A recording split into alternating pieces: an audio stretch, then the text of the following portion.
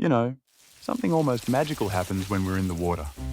When you breathe the right way, your heartbeat slows, your mind quiets, and for a moment, you feel young again. Today, I want to share with you how your breath can become your companion, helping you swim longer, calmer, and with a peaceful mind. At 60 and beyond, many people tell me they love the water. They love the feeling of floating, but they're afraid of breathing. They fear running out of air. They fear panic. They fear that moment when their head dips beneath the surface. I understand that feeling, because all of us, at some point, have felt that loss of control over our breath, over our rhythm, whether in the pool or in life itself. But the breath is the key that unlocks freedom in the water. When we learn to breathe long, slow, and calm, the body relaxes, the heart steadies, and every stroke feels like drifting, not effort. In this video, I want to take you on that journey, from the breath we practice on land to the breath we master in the water, step by step, simple but meaningful. And perhaps, somewhere along the way, you'll realize learning to breathe is really learning to live slowly and more peacefully every day, understanding the nature of breathing in the water. First, we need to understand one simple truth. When you're underwater, your lungs work differently than they do on land.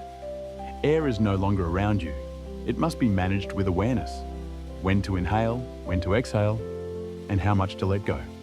The secret of swimmers who glide for long distances with ease is simple. They exhale more than they inhale.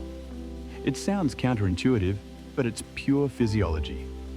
When you exhale completely underwater, you release the excess carbon dioxide, the very thing that makes you feel suffocated, dizzy, or panicked.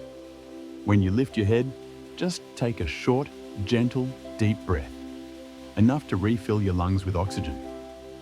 Breathing in, swimming doesn't need to be long or dramatic. What matters is that it's steady and complete.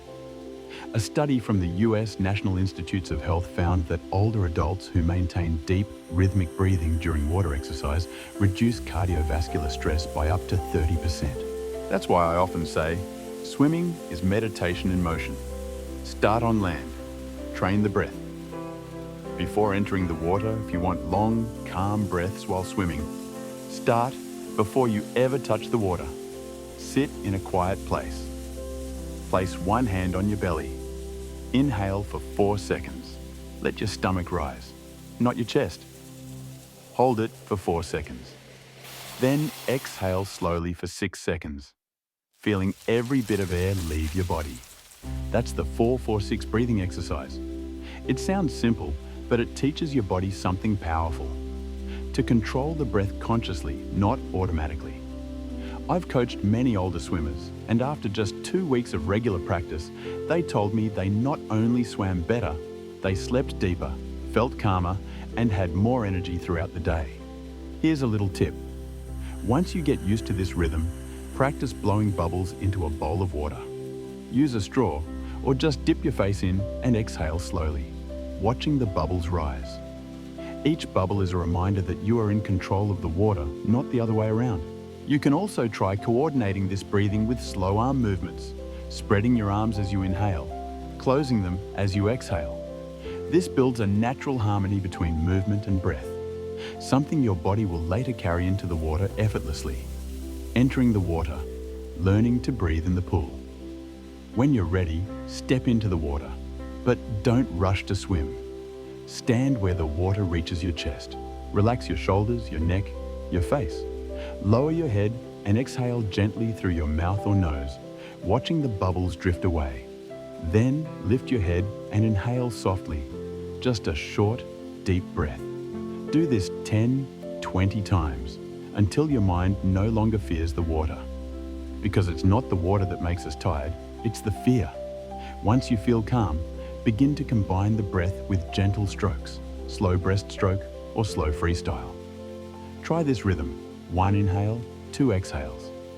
Don't push yourself to go far, just 30 or 40 feet at a time, then rest.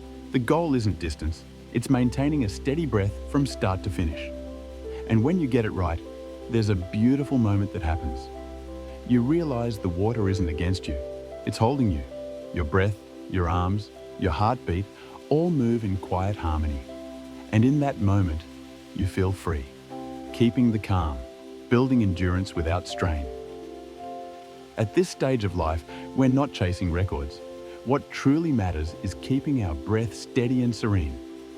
One little technique I love to teach is to repeat a short phrase, a mantra, while swimming. As you inhale, think, peace in. As you exhale, think, ease out. You'll be amazed at how your mind softens, because the body and mind are always connected. When we guide the breath, we guide the emotion.